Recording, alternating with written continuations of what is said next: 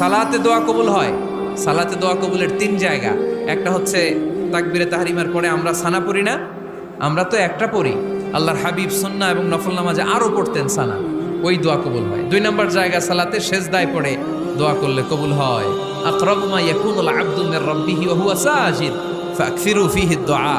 বান্দা যখন সেজদায় লুটিয়ে পড়ে বান্দা আল্লাহর সবচেয়ে কাছে চলে যায়। তা কিন্তু বিশ্বনবী বলে সেজদাটা তোমার রবের কুদরতি পায়ের উপরে পড়েছে। সেজদায় পড়ে দোয়া করেন। সালাম ফিরানোর আগে বিশ্বনবী দোয়া করতেন, লা ইউসাল্লিমান্না আহাদুকুম হাত্তা ইয়াতাআওয়াযা মিন আরবা'a।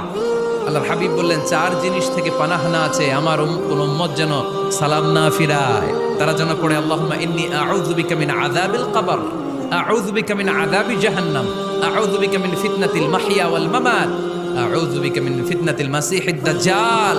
আল্লাহ কবরের আযাব থেকে বাঁচাও, আল্লাহ জাহান্নামের আগুন থেকে বাঁচাও, আল্লাহ জীবন